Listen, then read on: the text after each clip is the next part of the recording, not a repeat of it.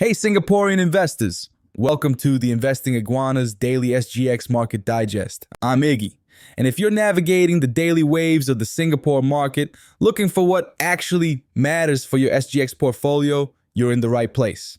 In just a few minutes, we'll break down the most critical updates, hidden insights, and a bit of my own unique perspective on what really happened on the SGX today, and most importantly, what it means for your money. The Investing Iguana has now crossed more than 1 million reads, sharing over 1,000 videos with 600,000 watch hours. It's no surprise we're ranked 8th in 2024's Influential Tigers by Tiger Brokers. You'll not only get market news, but also practical insights into the regional and global shifts shaping your investing journey right here in Singapore. Let's jump in with the big picture for today. The Straits Times Index carried the positive momentum from July and closed at 4,181 points. That's a modest gain of 0.18% for the session. In fact, the STI touched an all-time high last week, and even after a short pullback, it's still up over 23% compared to the same period last year. Singapore's export numbers for June also surprised on the upside, beating forecasts with a 13% gain year on year. The Monetary Authority of Singapore kept its policy settings steady, while inflation numbers stayed muted. Regional sentiment today was cautious, with traders eyeing the U.S. trade deadline and new global tariff rates. Early in the session, 127 stocks advanced and about 100 dipped, showing a generally positive but mixed tone across sectors. Now let's take a closer look at the companies headlining today's market story. OCBC, one of Singapore's key banks, released second quarter results that show the real impact of lower interest rates. Net profit fell by 7% to 1.82 billion Singapore dollars for the second quarter, down from 1.94 billion a year ago. This dip was driven mainly by a decline in net interest margins, which fell 28 basis points to 1.92%. Still, the bank's performance was slightly better than expected. OCBC declared an interim dividend of 41 cents per share, down from 44 cents a year ago, continuing its track record of steady payouts. Fee income and trading income were up, even as higher allowances and operating costs weighed on overall profitability. The share price finished yesterday at $16.87, about 1% lower before the results landed. Looking forward, OCBC's stable non-performing loan ratio at 0.9% and continued fee income growth suggest steady fundamentals, even as interest rates edge down. Fraser's Logistics and Commercial Trust, or FLCT, remains a powerhouse in the logistics and commercial real estate sector. It has just secured new leases that boost its portfolio occupancy to 95% in the third quarter. FLCT leased 90,000 square meters of space, reflecting broad-based demand. The trust reported distribution per unit of 3 Singapore cents for the first half of 2025, and revenue for the period climbed to 216 million Singapore dollars. Positive rental reversions, especially in logistics, are helping to offset challenges in its commercial segment, where occupancy is lower. With aggregate leverage steady at 36% and strong demand for high-spec logistics spaces, FLCT is in a solid spot.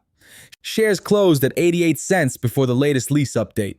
Capitaland Ascot Trust is making headlines with its proposed divestment of Jardine Central Shinjuku, Tokyo for 222.7 million Singapore dollars.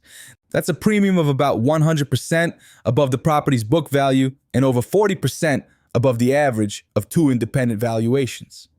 Completion is expected in the fourth quarter of this year, and management says the deal will unlock an estimated net gain after tax of 50.8 million, generating about 187 million in net proceeds. This move comes as the trust continues to recycle capital and strengthen its financial flexibility. The asset sits in Tokyo's busy Kabukicho district, and its sale positions the trust to pursue higher-yielding opportunities. The management's agile approach is showing strong results in today's fast-moving property market, even though the share price finished a penny lower at 89.5 cents yesterday. Jardine Matheson Holdings, the multinational conglomerate, reported a standout 45% growth in underlying profit for the first half of the year, reaching $798 million US. Most portfolio companies did well, while lower contributions from Astra International provided some drag. Group revenue slipped by just 1% to $17.1 billion, but these profits underscore the strength and diversity of Jardine Matheson's holdings. Notably, the group reversed last year's loss and posted earnings of $528 million for the period. Hong Kong Land, a subsidiary, completed a large asset sale this half worth $810 million, supporting the company's wider capital recycling strategy. DFI Retail, another major arm, is streamlining its portfolio by selling non-core businesses and using the proceeds to pay down debt. The shift towards a leaner, more profitable mix continues. On the market, JMH shares fell by over 4% to $54.53 before the results, likely reflecting cautious outlooks around conglomerate returns globally. Turning now to Keppel, the group's asset-light strategy is delivering. Its net profit for the first half of 2025 surged by 25% to 431 million Singapore dollars compared to the same period last year. Keppel's focus on recurring income and infrastructure is paying off, with higher contributions from real estate. The management also announced a 15-cent per share interim dividend and a $500 million share buyback program, bringing more value to existing shareholders. Importantly, Keppel issued $300 million in subordinated perpetual securities this period, priced at 3.78%, aiming to refinance borrowings with no fixed redemption date. Keppel's recurring income growth stood at 7%, an encouraging signal for investors seeking consistency. Netlink NBN Trust, which manages Singapore's fiber broadband network, faced some margin pressure in its latest quarter. First quarter FY 2026 earnings came to $23.3 million, down by 9.2% from the previous year. Revenue did rise almost 2% to $102.8 million, thanks to stronger ancillary project and installation-related revenue. However, EBITDA fell as operating expenses and an expanded asset base weighed on margins. There was a dip in total connections, mostly because of efforts to remove inactive residential accounts and end-user churn among licensees. The trust's units closed at 89.5 cents yesterday, slipping slightly in line with the general trend among yield-sensitive stocks this week. Zooming out, July was another landmark month for the Singapore market. The local benchmark index hit a new high. This came despite global uncertainties, including looming U.S. trade policy deadlines and ongoing macroeconomic headwinds. Investor optimism here was buoyed in part by the Monetary Authority of Singapore's injection of over $1 billion into the market for small-cap investments, which lifted broader market confidence. Singapore's exports are rebounding, most notably with electronics and non-electronic shipments both up in June, outpacing regional peers.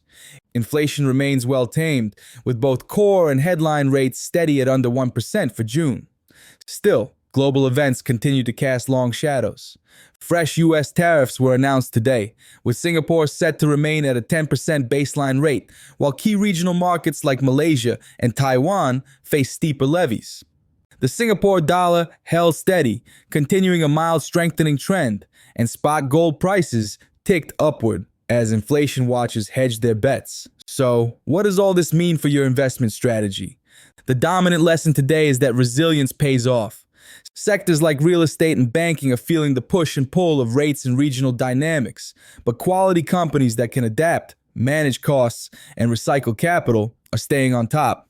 If your own SGX portfolio is built around names like OCBC, FLCT, and Capitaland Ascot, check if you're balancing growth, yield, and risk across different industries. Are you positioned to benefit from a continued export recovery? Are you protected from sector-specific dips? The real takeaway for retail investors is simple. Keep focused on company fundamentals and management's ability to adapt to fast-changing conditions. Staying diversified across robust sectors is more important than swinging for the fences with a single hot pick. Assess your holdings and make sure you're exposed to Singapore's growth drivers, but with enough cushion to weather global uncertainty. That's the scoop for SGX this Friday, August 1st. If you found this digest helpful and want my real-time analysis and daily heads-up on urgent market moves delivered to you well before the crowd, our premium membership gives you insider-level access for less than a cup of coffee a month. Consider this your daily edge, straight from my desk. Don't forget to like this video, share with your fellow investors, and leave a comment below with your own take on today's market. I always read your messages and value your thoughts. For a deep dive into Singapore's market indices and what drives them, check out my video on demystifying the STI, link in the description. See you next time, and happy investing.